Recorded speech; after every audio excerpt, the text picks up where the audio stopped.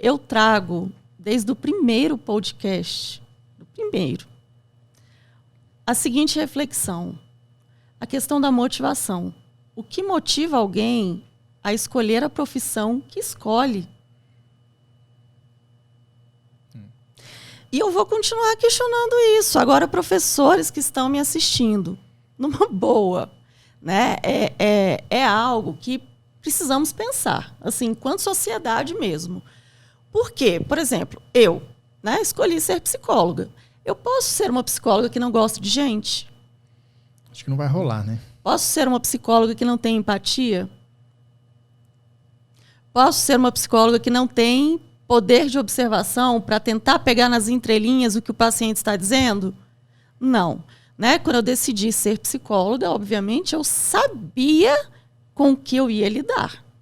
E aí o mesmo se aplica a qualquer profissão, inclusive a profissão de professor. Sim. Porque realmente, é algo que não entra na minha cabeça. Obviamente, eu não sou da área da educação, mas não entra na minha cabeça o tipo de reclamação que de vez em quando eu recebo. No meu Instagram, pessoalmente, por WhatsApp, o que eu já ouvi de professores de escolas por onde meu filho passou, e que sempre cai, assim, tem um viés que é muito claro, só vão mudando as palavras. Da coisa mas eu não tenho obrigação de fazer tal coisa. Eu tenho 40 alunos numa sala de aula. Tá.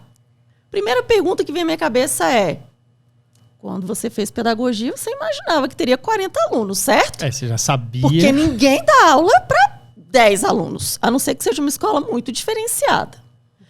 Você sabia que sua jornada de trabalho seria longa? Que além da jornada de trabalho em sala de aula, teria coordenação, teria tudo que se leva para casa, época de provas, que é um sufoco. Sim. Isso é um fato. Você não fazia ideia, por exemplo, dos problemas que existem em escola, principalmente os professores que estudaram em escolas públicas ao longo da vida. Sabem de todos os desafios. Claro que sabem. Né? Será que a pessoa não tinha uma noção mais ou menos de qual seria o salário? Porque a partir do momento que se faz uma escolha consciente, por que depois ficar reclamando do salário, dos alunos, da estrutura? Tá, mas será que a pessoa não sabia? Porque assim, eu sabia os desafios que eu iria encontrar. Você, na sua área, sabia os desafios com quais você ia lidar. Inclusive, nós que falamos sobre TDAH agora, sabemos muito bem os desafios que encontramos. Inclusive, a enorme crítica, porque é uma pauta muito sensível e nem sempre compreendida. Então, essa questão da motivação que você falou, eu achei incrível, porque esse é um dos aspectos assim, que se as pessoas continuarem se formando em pedagogia, tendo uma expectativa que é irreal, sim, as crianças continuarão sofrendo, os professores continuarão adoecendo e as famílias enlouquecendo. E outra coisa que você falou também que eu achei muito legal. Além da família representar ali a questão do exemplo, professor, quantas horas uma criança fica numa escola? Se for da escola integral, principalmente, fica lá. No total dá 10 horas. Sim. É puxado, gente. 10 horas, mal encontra pai e mãe. Então, será que o argumento de mas a família não está sabendo educar e joga tudo para a escola, até que ponto que isso é válido? Porque a maior parte do tempo o aluno está lá, na escola. Né? Então, o que eu observo muito é essa coisa da culpabilização. Escola joga para a família, família joga para a escola. E, na verdade, nenhum dos lados pensa numa resolução prática. Uhum.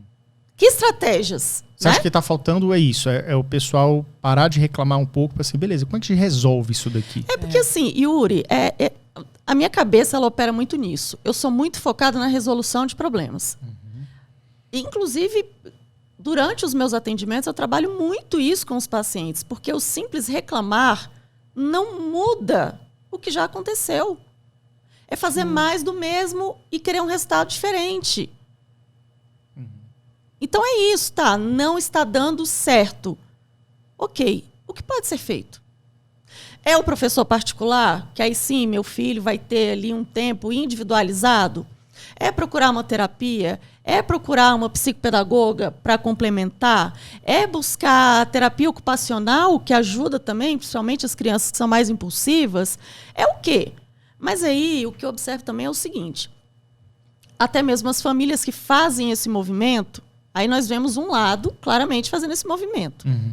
E nem sempre essa família que está, né, se mobilizando para solucionar essa parte que diz respeito à família, nem sempre encontra amparo quando chega na escola. Porque aí, veja bem, vamos supor que esta criança ela seja criada num lar respeitoso. A Daiane estava falando isso agora, né? Respeitoso, disciplina positiva, ninguém grita, não sei o quê. Aí chega em sala de aula, o professor está num dia estressado, o professor está ali, dependendo da faixa etária, a sala é um caos, porque os meninos não calam. Se forem muito pequenininhos, é assim. Se estiverem saindo do Fundamental 1 para o 2, é assim, também, né? Também. Então, assim, tem fases. Aí vamos supor, essa criança, ela está fazendo terapia para controle de impulsividade, em casa os pais estão conversando. Se essa criança chega na escola e a figura de referência e a autoridade, digamos assim, que está na frente dela, que seria o professor ou a professora, tem uma atitude desrespeitosa, esse professor está causando imediatamente um conflito na mente dessa criança. E aí tem um outro detalhe. Inclusive, eu sempre cito essa fala do meu filho, porque apesar dele ser apenas uma criança, ele tem muito esse olhar. Sim. E já aconteceu de, em sala de aula, uma professora estar gritando, mas assim, gritando assim, numa agressividade absurda com a sala inteira.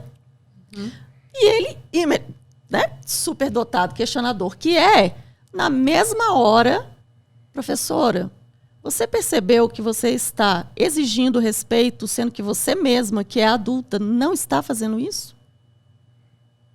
Aí o que acontece? Ao invés do profissional que está ali parar um pouco, gente, vou refletir sobre o que esse menino falou. Não, leva para o lado pessoal. E essa criança que está tentando sinalizar algo positivo é vista como desaforada e só fica levando advertência, suspensão. Por quê?